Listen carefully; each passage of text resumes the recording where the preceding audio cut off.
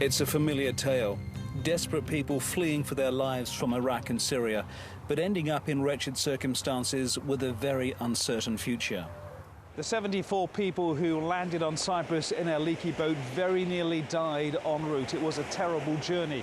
They came from the Syrian coastline, which is 100 kilometers that way.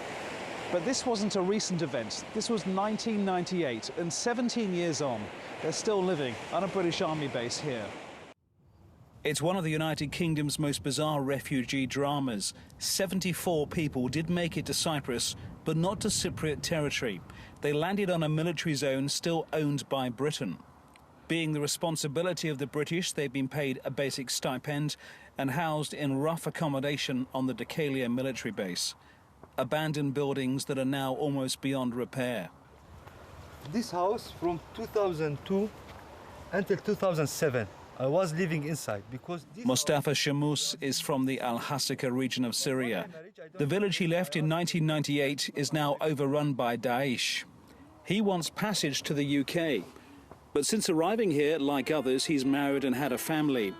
His teenage daughter Fatima is also stateless and without a future. Her father is close to despair. I wish I die in the sea and I don't have this life. Much better. Now I'm suffering 2 times more.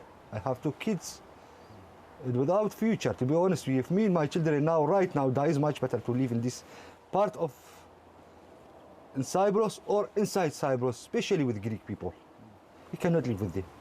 Down the years, the attitude of the British government has been consistent, that it will not grant the refugees passage to the UK.